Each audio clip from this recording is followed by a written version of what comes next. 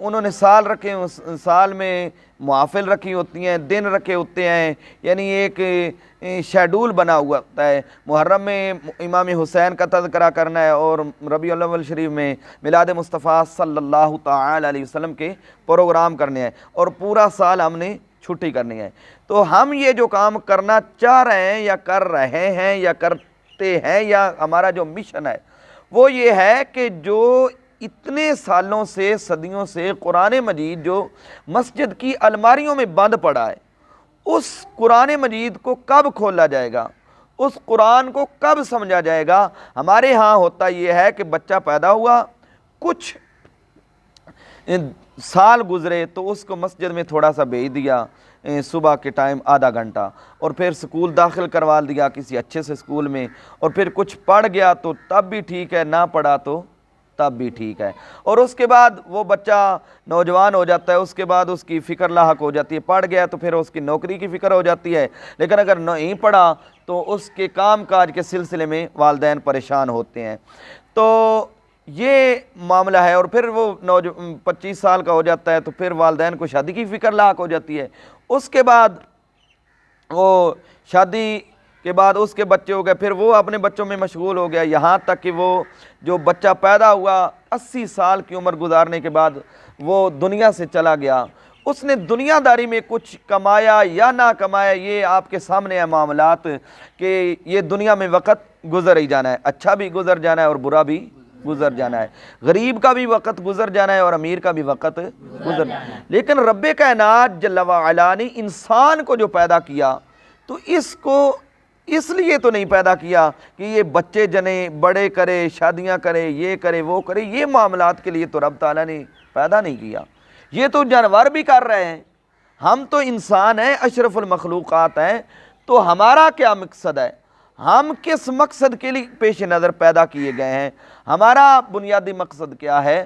تو ہمیں اپنے مقصد کو پہچاننا ہوگا۔ اور پھر یہ جو قرآن مجید ہمارے آقا و مولا حضرت محمد مصطفیٰ صلی اللہ تعالی علیہ وسلم پر نازل ہوا ہے، اس قرآن مجید کو ہم کب پڑھیں گے؟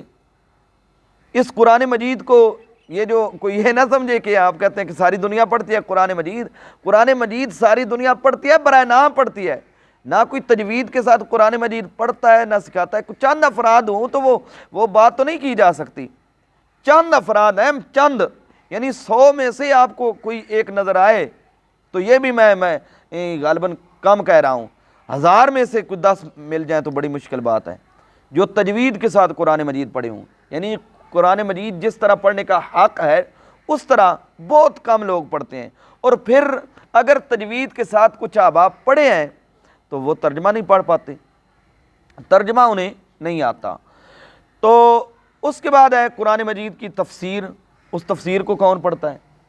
کتنے لوگ ہیں؟ صرف ہم نے یہ سمجھ لیا ہے کچھ احباب کی ڈیوٹی ہے، گاؤں میں سے یا 4-10-5 گاؤں میں سے ایک آدمی عالم ہو گیا تو فرض کفایہ ادا ہو گیا، وہ بس ساری امت کو کافی ہے۔ تو یہ نہیں، ہر بندے سے اپنا حساب ہونا ہے۔ قرآن مجید کس لیے آیا ہے، کس مقصد کے لیے آیا ہے، اس قرآن مجید کا آنے کا مقصد کیا ہے، ہمارا آنے کا مقصد کیا ہے، ہمیں اپنے مقاصد کو پہچاننا ہوگا، مقصد حیات کو پہچاننا۔ یہ جو دن رات تماشا بنا ہوا ہے، اپنے گھریلو معاملات میں بھی ہم الجھ رہے ہیں، دینی اور سیاسی معاملات میں بھی ہم ایک دوسرے پر ہر طرف اٹیک کیے ہوئے، ہر طرف پریشانیوں کا شکار ہیں۔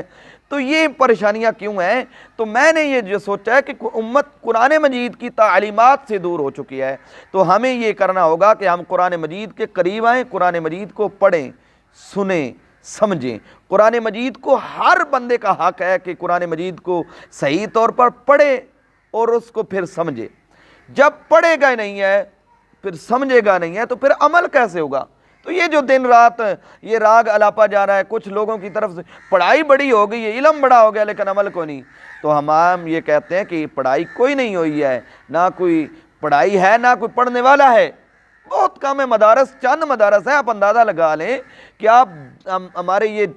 10 گاؤں ہیں، اس 10 گاؤں میں سے پھریں کتنے آپ کو عالم دین نظر آئیں گے، کتنے آپ کو حافظ قرآن نظر آئیں گے؟ آپ اس گاؤں میں تلاش کر لیں تو میٹرک پڑھے ہوئے آپ کو بہت زیادہ مل جائیں گے، لیکن قرآن مجید کے حافظ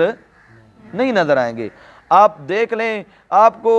پھریں گے تو آپ کو ایم اے پڑھے ہوئے نظر آئیں گے لیکن عالم دین نظر ہے۔ تو یہ جو چند افراد ہیں جو کام کر رہے ہیں، ہم ان کو سلام پیش کرتے ہیں۔ جو چند افراد تھوڑے ہونے کے باوجود بھی بہت زیادہ کام کر رہے ہیں، الحمدللہ، وہ تھوڑے ہونے کے باوجود بھی بہت زیادہ کام کر رہے ہیں، لیکن کام بہت زیادہ ہے، بندے تھوڑے ہیں۔ تو اس سلسلہ میں ہم یہ کام کرنا چاہتے ہیں، ہم اپنا پیغام امت مسلمہ تک پہنچانا چاہتے ہیں، اپنا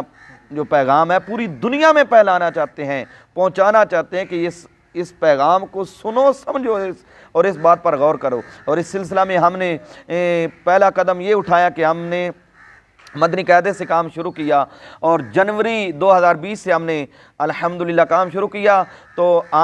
مدرسہ بالغان کی تعلیمات، جو تعلیم ہے مدرسہ بالغان کی، وہ کلاس بھی جاری ہے۔ اس میں الحمدللہ 35 کے قریب کم و بیش سٹوڈنٹ ہیں، یعنی کبھی زیادہ ہو جاتے ہیں، کبھی کوئی ایک دو کم ہو جاتے ہیں، لیکن 35 کے قریب ہمارے سٹوڈنٹ ہیں۔ وہ تجوید کے ساتھ ہم مدنی قاعدہ پڑھا رہے ہیں، اور انشاءاللہ ان کے جذبات یہ کہتے ہیں، اور ہمارے جذبات دن بدن بڑے ہیں، گھٹے نہیں ہیں۔ ہمارا یہ شوق یہ کہتا ہے کہ انشاءاللہ وہ قرآن مجید ناظرہ اچھے طریقے سے پڑھیں گے، اور اس کے بعد ہماری یہ سوچ ہے کہ ہم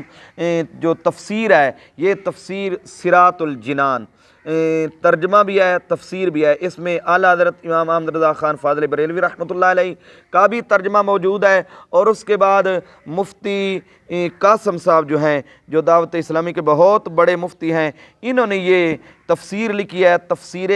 صراط الجنان، کنز العرفان ترجمہ بھی لکھا ہے، اور تفسیر صراط الجنان، یعنی اس تفسیر میں اعلیٰ حضرت کا ترجمہ بھی ہے، مفتی